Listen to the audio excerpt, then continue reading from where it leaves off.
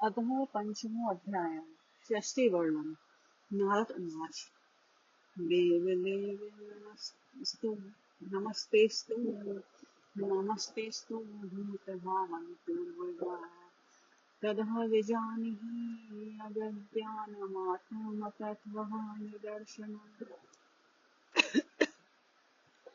यद्रूपं यदधिष्ठानं यतः षष्ठिमिदं प्रभु यत् संस्थं यत् परं यच्च तत्तत्त्वं प्रवदितवतः सर्वभूतभवान् वीर्यभूतभव्यमभत्प्रभु कलामलकमलविश्वं विद्यानावसितं तव यद्विज्ञानं यदाधारो यत् परस्तावं यदात्मकम् एकः सदसिः भूतानि भूतेरेवात्मा मायया आत्मन्भाव्यसेतानि न पराभाव्यं श्रेयम् आत्मशक्ति मम स्तभ्य नाभिरेवाक्लम्। नारद जी ने पूछा, पिताजी, आप केवल मेरे ही नहीं सबके पिता समस्त देवताओं से श्रेष्ठ और सृष्टि करता हूँ। आपको मेरा प्रणाम है। आप मुझे वह ज्ञान दीजिए जिससे आत्म तत्व का साक्षात्कार हो जाता है। पिताजी, इस संसार का क्या लक्षण है, इसका आधार क्या है, इसका निर्माण किसने किया है, इसका प्रलय किसमें होता है, यह किसके अधीन है और वास्तव में यह है क्या वस्तु। आप इसका तत्व बतलाइए। आप तो ऐसा कुछ जानते हैं क्योंकि जो कुछ हुआ है, हो रहा है या होगा, उसके स्वामी आप ही हैं। ये सारा संसार हथेली पर रखे हुए आंवले के समान आपके ज्ञान दृष्टि के अंतर्गत ही है। पिताजी, आपको यह ज्ञान कहाँ से मिला?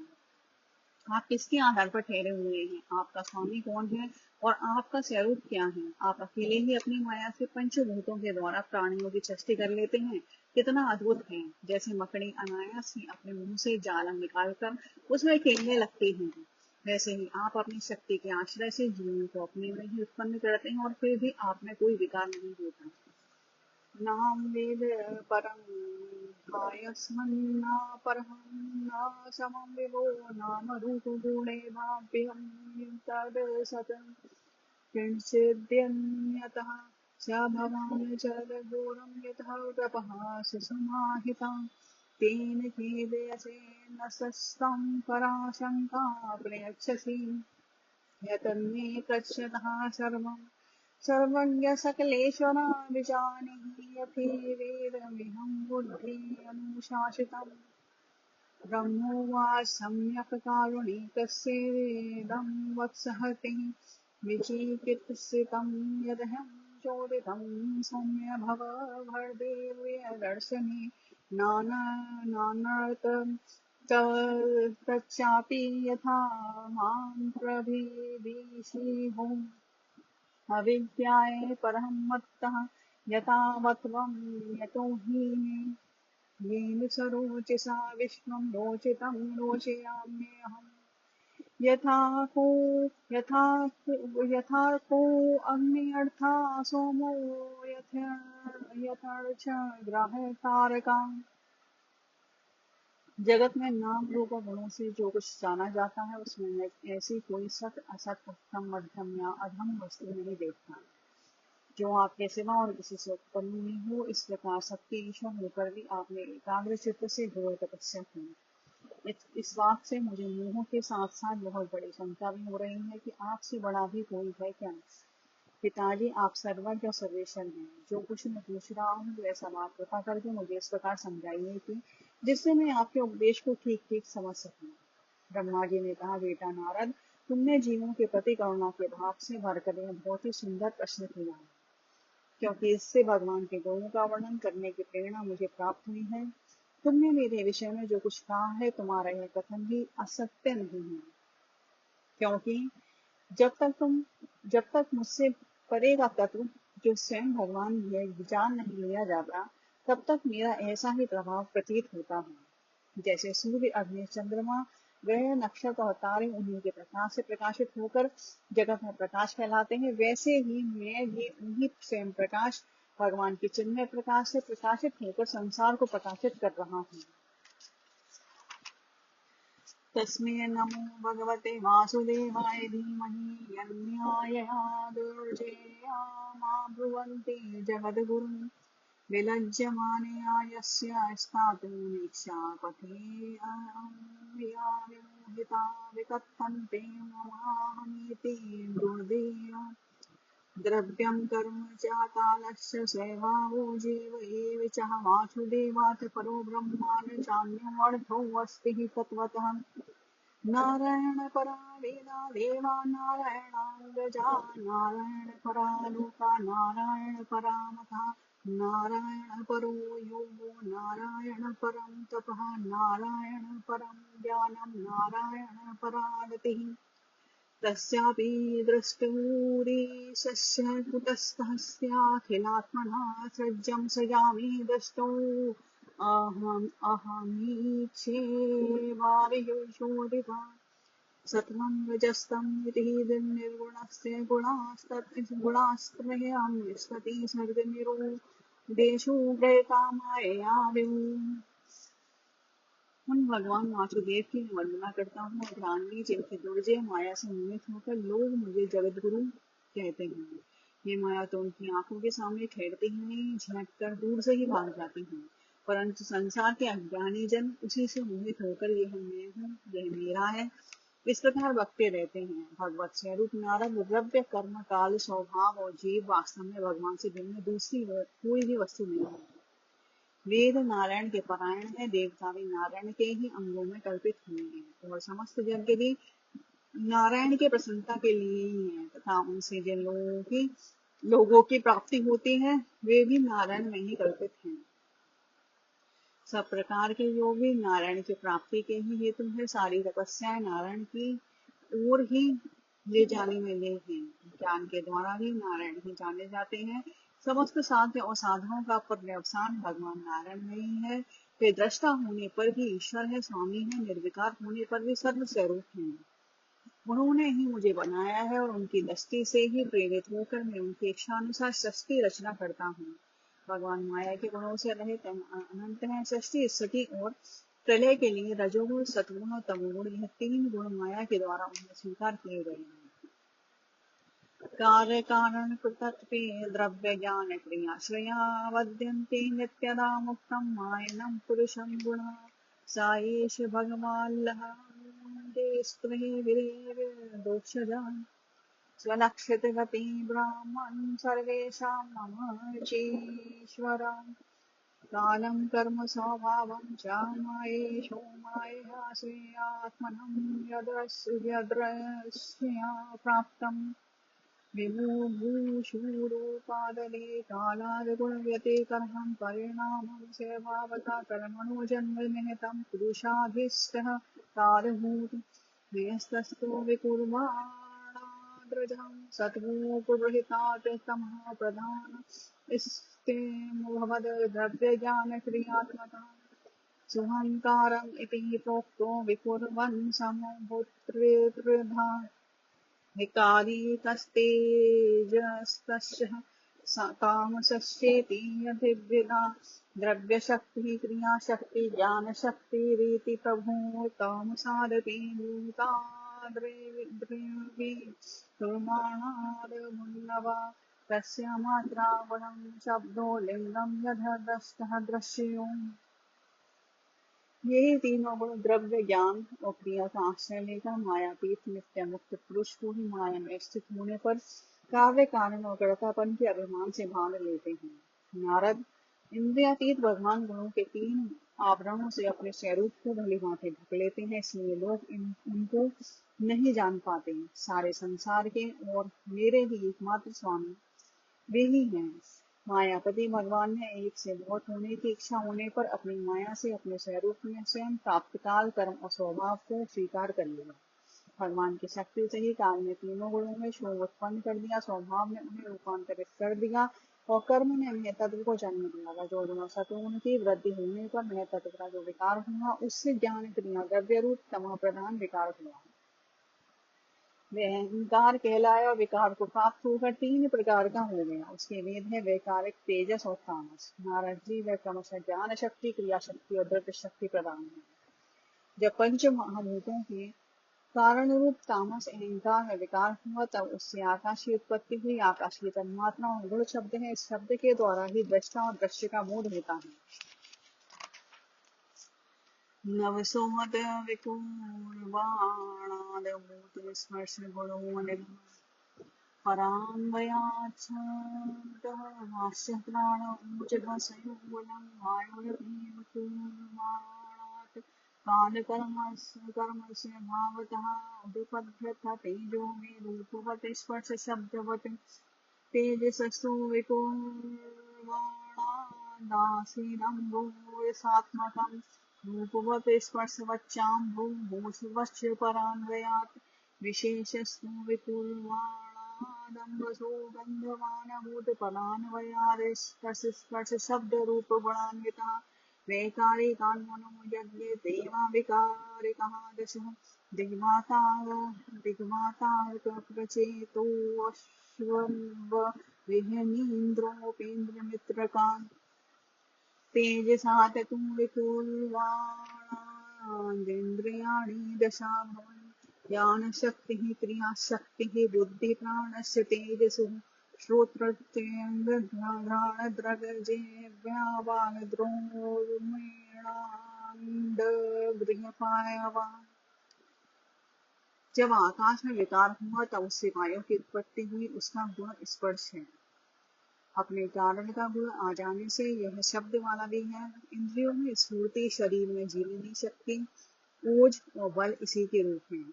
काल, कर्म और स्वभाव से वायु में भी विकार हुआ। उससे तेज की उत्पत्ति हुई। इसका प्रधान गुण रूप है। साथ ही इसके कारण आकाश और वायु के गुण, शब्द एवं स्पर्श भी इसमें है। तेज के विकार से जल की उत्पत्ति हुई। इसका गुण है रस। कारण तत्वों के गुण, शब्द, स्पर्श और रूप में भी इसमें है। जल के विकार से पृथ्वी की उत्पत्ति हुई। इसका गुण है गंध। कारण के गुण कार्य में आते हैं। इस न्याय से शब्द, स्पर्श, रूप और रस, ये चारों गुण भी इसमें विद्यमान है।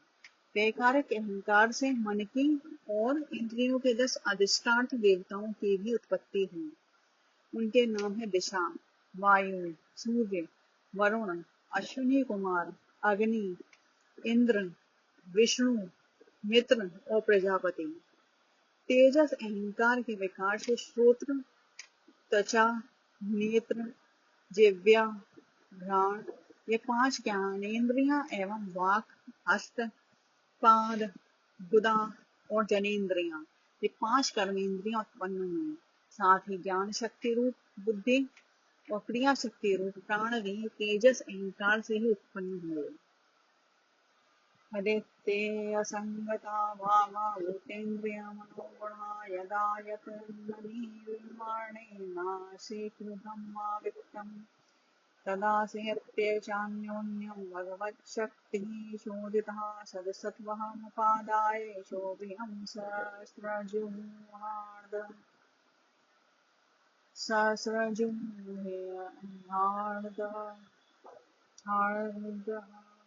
वर्षपूर्वसहस्रान्ते तरण्डमूलकेशियं कालकर्मस्य भावस्थो जीवोऽजीवमजीवयत्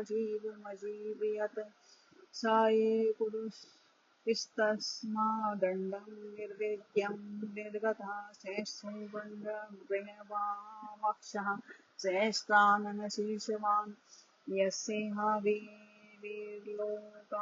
कल्पयन्ति मनीषिणा कटयादिविरभ्य सप्त सप्तोर्ध्वं भग्यनादिभिः पुरुषस्य मुखं ब्रह्मा शत्रुमितस्य बाहवार्विश्वो भगवतः वदभ्यां शूद्रोऽभ्यजायत भूलोककल्पितः वदभ्यां भूर्वलोको अस्य नाविता हृदयास्य लोको दशामिहे लोको महात्मनः। शेष ब्रह्मवित्त जिस समय ये पंचभूत इंद्रिय मनोरथ सत्व आदि तीनों गुण परस्पर संगठित नहीं थे तब अपने रहने के लिए भोगों के साधन रूप शरीर की रचना नहीं कर सके। जब भगवान ने उन्हें अपनी शक्ति से प्रेरित किया तब वे तत्व परस्पर एक दूसरे के साथ मिल गए। और उन्होंने आपस में कार्य कारण भाव स्वीकार करके व्यष्टि समष्टि रूप पिंड और ब्रह्मांड दोनों की रचना की। वह ब्रह्मांड रूप अंडा एक सहस्त्र वर्ष तक निर्जीव रूप से जल में पड़ा रहा, फिर काल कर उसे भाव को स्वीकार करने वाले भगवान ने उसे जीवित कर दिया। उस अंडे को फोड़कर उसमें से वही विराट पुरुष निकला जिसकी जंघा, चरण, भुजाएं, नेत्र, मुख और सिर सहस्त्रों की संख्या में है। विद्वान पुरुष उपासना के लिए उसी के अंगों में समस्त लोक और उनमें रहने वाली वस्तुओं की कल्पना करते हैं। उसकी कमर से नीचे के अंगों में सातों पाताल की और उसके पेड़ों से ऊपर के अंगों में सातों स्वर्ग की कल्पना की जाती है। ब्राह्मण इस विराट पुरुष का मुख है, भुजाएं छतरी है, जांघें सूर्यदेश जो पैरों से सूर्य उत्पन्न हुए हैं, पैरों से लेकर कटी पर्वत में सातों पाताल और भूलोक की कल्पना की गई है। नाभि में भूर्लोक की, हृदय में स्वर्गलोक की और परमात्मा के वक्षस्थल में महेर लोक की कल्पना की गई है। देवायां जल लोकस्य तपोलोकास्तनद्रयात् मूर्धनि सत्यलोकस्तु ब्रह्मलोकः सनातनः। घटघटयां जातानां प्रलब्धभूरुभ्यां वेतनं विभो जानुभ्यां चूदिलं शुद्धं जङ्घाभ्यां तु तलातलं महातलं तु गुल्फाभ्यां प्रपदाभ्यां रसातलं पातालां पादतलतः इति गोलोकमयं पुमान् भूलोकं कल्पितं वनभ्यां भूर्भुलोकोऽस्य नावितः स्वर्गलोकं कल्पितो भूर्दृणा इति वा लोककल्पना।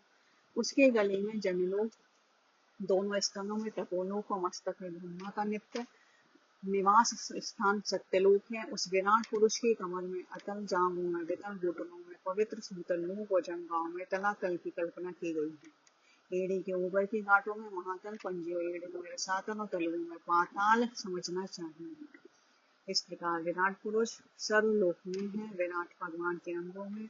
इस प्रकार भी लोक की कल्पना की जाती है कि उनके चरणों में पृथ्वी है, नाभि में भूलोक है और सिर में स्वर्गलोक है।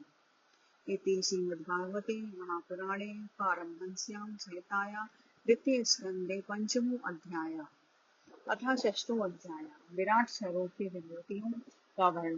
ब्रह्मोवाच वाचा विहने मूर्खं क्षेत्रं छन्दसां सप्तधातवः हव्यकाव्यामृतान्नानां जिह्वा सर्वरसस्यः च सर्वासूनां च वायोश्यं तन्नासे परमायने अस्मिन्नोषधीनां च घ्राणो मोदकमुदयो रूपाणां तेजसां चक्षुर्दिवं सूर्यस्य चाक्षणे कर्णो दिशां च तीर्थानां श्रोत्रमाकाशशब्दयो तद्गात्रं वस्तुसाराणां स्वभोगस्य च वाजनम्। ब्रह्मा जी कहते हैं कि हमें विराट पुरुष के मुख से वाणी और उसके अधिष्ठात्र देवता अग्नि उत्पन्न हुए हैं। सातों छंद उनके साथ धातुओं से निकले हैं। मनुष्यों, पितरों, देवताओं के भोजन करने योग्य अमृत में अन्य सब प्रकार के रस, रसेंद्रियां और उसके अधिष्ठात्र देवता वरुण विराट पुरुष की जिह्वा से उत्पन्न हुए हैं। उनके नासा छिद्रों से प्राण, अपान, व्यान, उदान और समान ये पांचों प्राण और वायु तथा घ्राणेन्द्रियों से अश्विनी कुमार समस्त औषधियां एवं साधारण तथा विशेष गंध उत्पन्न हुए हैं। उनके नेत्रेंद्रिय रूप और तेज की तथा नेत्र गोलक स्वर्ग और सूर्य की जन्मभूमि है। समस्त दिशाएं और पवित्र करने वाले तीर्थ कानों से तथा आकाश और शब्द श्रुतेंद्रियों से निकले हैं। उनका शरीर संसार की सभी वस्तुओं के सारभाव तथा सौंदर्य का खजाना है। तेजस्य स्पर्शवायुश्च सर्वमेधस्य चेविः रूपाण्यो देवज्जातीनां निर्वायज्ञस्तु संवृता केशेश्मश्रूखान्यस्य छिन्नानुहाब्रविदो विद्युतां बाहवो लोकपालानां प्रायसा क्षेमकर्मणाम् विक्रमोर्वभः स्वस्य क्षेमस्य शरणस्य च सर्वकामवरस्यापि हरिशरणास्पदम् अपां वीर्यस्य सर्गस्य पर्जन्यस्य प्रजापतिः कुशं शिष्णमुपस्तस्तु प्रजात्यानन्दनिर्वृते वायुर्विरमस्य मित्रस्य परिमुक्षस्य नारद हिंसाया नेत्रे मृत्योरे निर्यस्य बुधः स्मतः पराभूते धर्मस्य तमसच्चापि पश्चिमात् नाड्यो नदीनां तु गोत्राणामस्ते मस्ते सहति अव्यक्तरससिन्धूनां भूतानां निधनस्य च उदरं विदितं पुरुषोर्द्यं मनसः पदं धर्मस्य मम तुभ्यं च कुमाराणां भवस्य च विज्ञानस्य च सत्वस्य परस्यात्मा परायणम्। सारे यज्ञ स्पर्श और वायु उनकी त्वचा से निकले हैं, उनके रोम सभी उद्भिज्ज पदार्थों के जन्म स्थान है अथवा केवल उनके जिनसे यज्ञ संपन्न होते हैं। उनके केश, दाढ़े, मूछ और नखों से मेघ, बिजली, शिला एवं लोहा आदि धातुएं तथा भुजाओं से प्राय संसार की रक्षा करने वाले लोकपाल प्रकट हुए हैं। उनका चलना फिरना भू, भुवा, सुहा तीनों लोकों का आश्रय है। उनके चरण कमल प्राप्त की रक्षा करते हैं और भयों को भगा देते हैं तथा समस्त कामनाओं की पूर्ति होने से होते हैं। विराट पुरुष का लिंग जल, वीर, षष्टि, मेघ और प्रजापति का आधार है तथा उनकी जनेन्द्रियां मैथुन जनित आनंद का उद्गम है। नारद जी विराट पुरुष की वायु, इंद्रिय, यम, मित्र और मल त्याग का तथा गुदाधार, हिंसा, निकृति, मृत्यु और नरक का उत्पत्ति स्थान है। उनकी पीठ से पराजय, अधर्म, अज्ञान, नाड़ियों से नद नदी और हड्डियों से पर्वतों का निर्माण हुआ है। उनके उदर में मूल प्रकृति, रस नाम की धातु तथा समुद्र, समस्त प्राणी और उनकी मृत्यु समाई हुई है। उनका हृदय ही मन की जन्मभूमि है। नारद हम तुम धर्म संकादि शंकर विज्ञान और अंतकरण सबके सब उनके चित्त के आश्रित हैं। भवान भवस्येतायने मनयोग्रजा सुरासुर नरा नागा खगा मृग सरीसृपा गंधर्वाप्सरसो यक्षाय रक्षो भूत गणो रगा पशवा पितरः सिद्धा विद्याद्राश्चारणा अन्ये च विविधा जीवा जलस्थल न भूतसः गृहक्षरपीतवस्तारास्तरितडितः स्तन्येतेर्निभः सर्वपुरुषो एवेदं भूतं भव्यं भवस्य यथा तेनेदमावृतं विश्वं वितस्तमधितिष्ठति स्वधिष्ठिर्यं प्रतपनं प्राणो बहिश्च प्रत्यसो एवं विराजनं प्रत्यन्तबहिः पुमान् सोमृतस्याभयशीशोमर्मतव्यमन्नयदत्यगात् महीमेषे ततो ब्रह्माण पुरुषस्य दुरत्यया। कहाँ तक गिनाएं मैं तुम्हारे बड़े भाई संहारे शंकर, देवता, दैत्य, मनुष्य, नाग, पक्षी, मृग, रहने वाले जंतु, जंतर, अप्सराएं, यक्ष, राक्षस, भूत, प्रेत, सर्प, पशु, पितर, सिद्ध, विद्याधर, चारण, वृक्ष और नाना प्रकार के जीव जो आकाश, जल या स्थल में रहते हैं, ग्रह, नक्षत्र, केतु, पुच्छल, तारे, बिजली और बादल, यह सबके सब विराट पुरुष ही हैं। यह संपूर्ण विश्व जो कुछ कभी था या होगा सबको वह घेरे हुए है और उसके अंदर यह विश्व उसके केवल 10 अंगुल के परिणाम में ही स्थित है। जैसे सूर्य अपने मंडल को प्रकाशित करते हुए ही बाहर भी प्रकाश फैलाते हैं, वैसे ही पुराण पुरुष परमात्मा भी संपूर्ण विराट विग्रह को प्रकाशित करते हुए ही उसके बाहर भीतर सर्वत्र एक रस प्रकाशित हो रहा है। मुनिवर जो कुछ मनुष्य की क्रिया और संकल्प से बनता है उससे वह परे है और अमृत एवं अभयपद मोक्ष का स्वामी है। यही कारण है कि कोई भी उसकी महिमा का पार नहीं पा सकता। ब्रह्मांड के 7 आवरणों का वर्णन करते हुए वेदांत प्रक्रिया में ऐसा माना गया है कि पृथ्वी से 10 गुना जल है, जल से 10 गुना अग्नि, अग्नि से 10 गुना वायु, वायु से 10 गुना आकाश, आकाश से 10 गुना अहंकार, अहंकार से 10 गुना महतत्व और महतत्व से 10 गुना मूल प्रकृति है वह प्रकृति भगवान के केवल एक पाद में है। इस प्रकार भगवान की महत्ता प्रकट की गई है। यह दशांगुल्य न्याय कहलाता है। पादेषु सर्वभूतानि पूषास्पति पदो विदु अमृतं क्षेममव्ययम् विमूढोऽध्यायी मूढसु पदास्त्रियो वैश्यासन्न प्रजानायाश्रमा अन्तस्त्रैलोक्या स्ते परो गृहमेधो बृहद्व्रतः श्रुति विश्वमे विश्वं शासनानश्वनेयोगे विद्या च पुरुष स्तुभया श्रेया यस्मानन्दं विराड यज्ञे ऊतेन्द्रिय गुणात्मका तद्द्रव्यमत्यगाद विश्वं भुवि सूर्यैवातपन् यदास्यन्नाभ्यान्नलेनादहमासम् आत्मना नाविदं यज्ञसंभारान् पुरुषा वैवादृते। संपूर्ण लोक भगवान के एक पाद मात्र अंश मात्र है तथा उनके अंश मात्र लोकों में समस्त प्राणी निवास करते हैं। भूलोक, भूर्वलोक और स्वर्गलोक के ऊपर मेहलोक है। उसके भी ऊपर जन तप और सत्य लोकों में क्रमशः अमृत सेन और अभय का नित्य निवास है। जन तप और सत्य इन तीनों लोकों में ब्रह्मचारी वानप्रस्थ एवं सन्यासी निवास करते हैं। दीर्घकालीन ब्रह्मचर्य से रहित ग्रस्त भूलोक, भूर्लोक और स्वर्ग लोक के भीतर ही निवास करते हैं।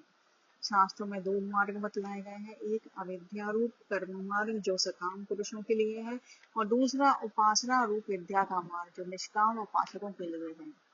मनुष्य दोनों में से किसी एक का आश्रय लेकर भोग प्राप्त कराने वाले दक्षिण मार्ग से अथवा मोक्ष प्राप्त कराने वाले उत्तर मार्ग से यात्रा करता है, किंतु पुरुषोत्तम भगवान दोनों के आधारभूत हैं। जैसे सूर्य अपनी किरणों से सबको प्रकाशित करते हुए भी सबसे अलग है, वैसे ही जिन परमात्मा से इस अंड की और पंचभूत एकादश इंद्रियों गुण में विराट की उत्पत्ति हुई है, वे प्रभु भी इन समस्त वस्तुओं के अंदर और उनके रूप में रहते हुए भी उनसे सर्वदा अतीत हैं। जिस समय इस विराट पुरुष के नाभि कमल से मेरा जन्म हुआ उस समय इस पुरुष के अंगों के अतिरिक्त मुझे और कोई भी यज्ञ की सामग्री नहीं मिली।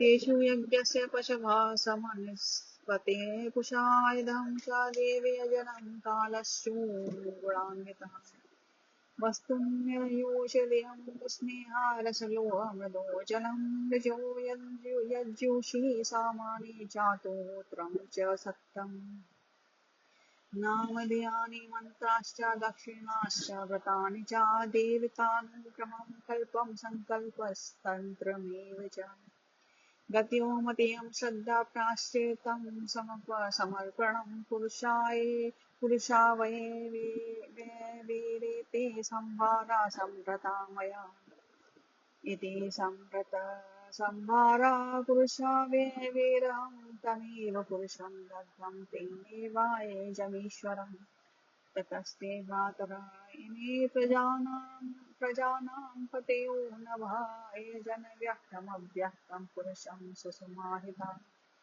ततश्च मनवः काले यजरे ऋषयोपरे पितरो विमुदादित्या मनुष्या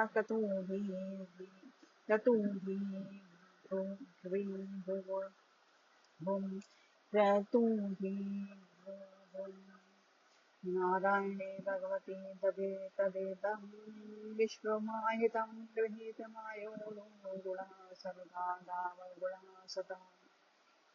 तब मैंने उनके अंगों में ही यज्ञ के पशु भूप स्तंभ कुश यह यज्ञ भूमि और यज्ञ के योग्य उत्तम काल की कल्पना की।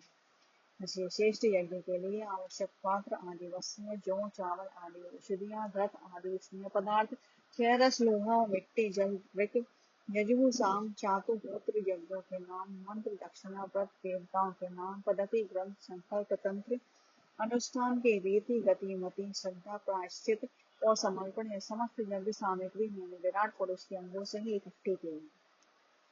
इस प्रकार विराट पुरुष के अंगों से ही सारी सामग्री का संग्रह करके मैंने उन्हीं सामग्रियों से यज्ञ स्वरूप परमात्मा का यज्ञ के द्वारा यजन किया तदनंतर तुम्हारे बड़े भाई 9 प्रजापतियों ने अपने चित्तों को पूर्ण समाहित करके विराट एवं अंतर्यामी रूप से स्थित उस पुरुष की आराधना की।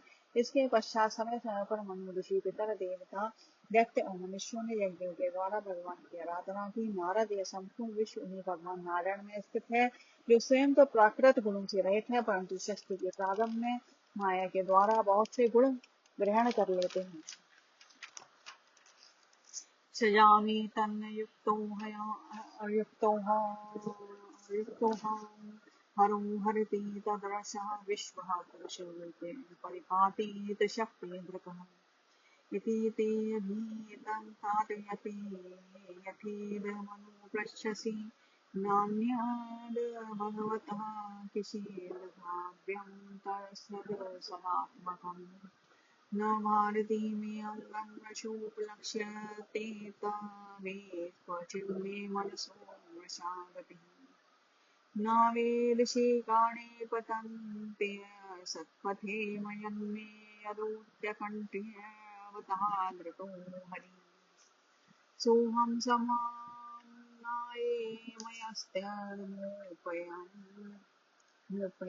प्रजापति नाम विवन्दितः पतिः आस्थाये योगं निपुणं समाहितस्तं नाद्यगच्छं यतः आत्मा सम्भवा न तोऽस्म्येऽहं तच्चरणं समीयुषां भवच्छिदं स्वस्तेऽनं सुमङ्गलं यो आत्मा मायाभिभवं स्वयं पर्यगाद यथा नवा स्वान्तं ठाकुरे कुतः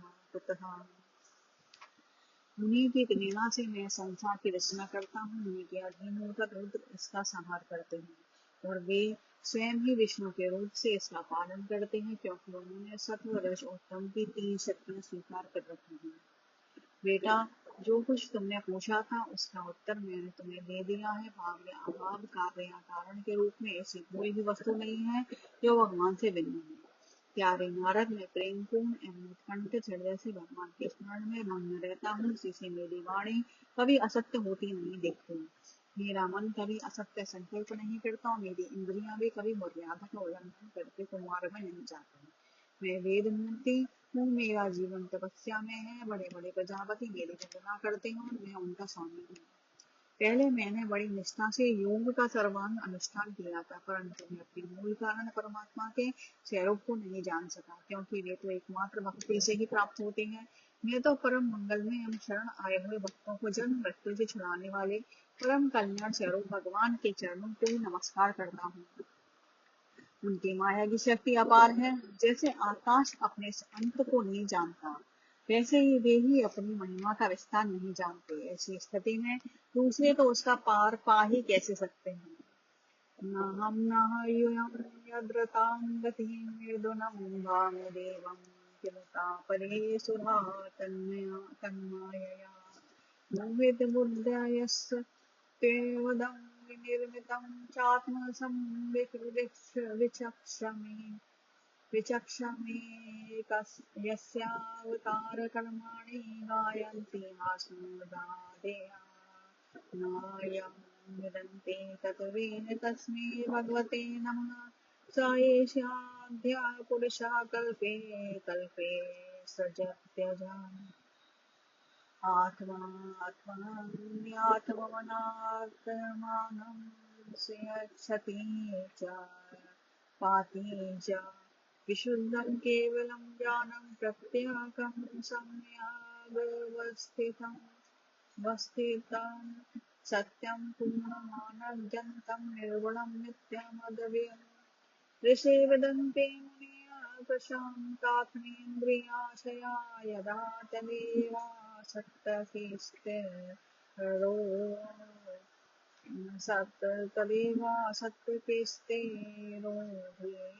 विपुलोतम। मैं, मेरे पुत्र, तुम लोग और शंकर जी भी उनके सत्य स्वरूप को नहीं जानते, पर दूसरे देवता को उन्हें जान ही कैसे सकते हैं। हम तो इस प्रकार मोहित हो रहे हैं कि उनकी माया के द्वारा रचे हुए जगत को भी ठीक ठीक नहीं समझ सकते। अनुसार ही अटकल लगाते हैं। हम लोग केवल जिनके अवतार की लीला का गान ही करते रहते हैं, उनके तत्व को नहीं जानते। उन भगवान के श्री चरणों में नमस्कार करता हूँ। वे अजन्मा एवं पुरुषोत्तम है। प्रत्येक कल्प में वे स्वयं अपने आप ही सृष्टि करते हैं, रक्षा करते हैं और संहार कर लेते हैं। वे माया के लेस से रहित केवल ज्ञान स्वरूप है और अंतरात्मा के रूप में एक रस स्थित है। वे तीनों काल में सत्यम परिपूर्ण है, ना उनका आदि है ना अंत। ये तीनों गुणों से रहित सनातन है, अद्वितीय है। नारद महाकाल जिस समय अपने अंतकरण इंद्रिय और शरीर को शांत कर लेते हैं, उस समय उनका साक्षात्कार करते हैं। परंतु जब असत्य पुरुषों के द्वारा कुतर्कों का जाल बिछाकर उनको ढक दिया जाता है, तब उनके दर्शन नहीं हो पाते। आद्योऽवतारः पुरुषः परस्य कालः स्वभावः सदसन्मनस्यः द्रव्यो विकारो गुणेन्द्रियाणि विराट्सराट्स्थास्नुचरिष्णुः एवं बभो यज्ञैवम् इमे प्रजेशा दक्षादयो ये भवनादयस्यः स्वलोकपाला खललोकपाला नलोकपाला स्थललोकपाला गन्धर्वविद्याधरचारणेशा ये यक्षरक्षोर्गणागणाथा ये वा ऋषीणां वृषभा पितॄणादित्येन्द्रसिद्धेश्वर दानवेन्द्रः अन्ये च ये प्रेतपिशाचभूतकुष्माण्डा यादो मृगपक्ष्यधीशा यत्किञ्च लोके भगवन्महासुदुजासनेश्वरा बलवद समावद श्रीहितृभूत्यात्मनः वददमूर्ताणां तत्त्वं परमं योगो वद स्वरूपम्।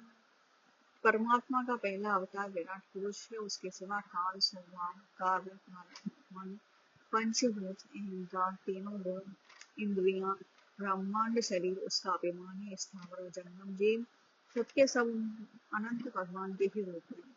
मैं शंकर, विष्णु, दक्ष आदि प्रजापति तुम्हारे जैसे अन्य भक्तजन स्वर्गलोक के रक्षक, पक्षियों के राजा, मनुष्य लोक के राजा, नीचे के लोकों के राजा, गंधर्व विद्याधर और चारणों के अधिनायक, यक्ष, राक्षस, नाग और नागों के स्वामी, महर्षि, पितृपति, दैत्येंद्र, सिद्धेश्वर, दानवराज और भी प्रेत, पिशाच, भूत, कुष्मांड, जल जंतु, मृग, पक्षियों के स्वामी एवं संसार में और भी जितनी वस्तुएं ऐश्वर्य, तेज, इंद्रिय बल, मनोबल, शरीर बल या क्षमा से युक्त है, अथवा जो भी विशेष सौंदर्य, लज्जा, वैभव तथा विभूति से युक्त है, एवं जितनी भी वस्तुएं अद्भुत वर्णमाली से रूपमान या अरूप है, वे सब के सब परम तत्व में भगवत स्वरूप है।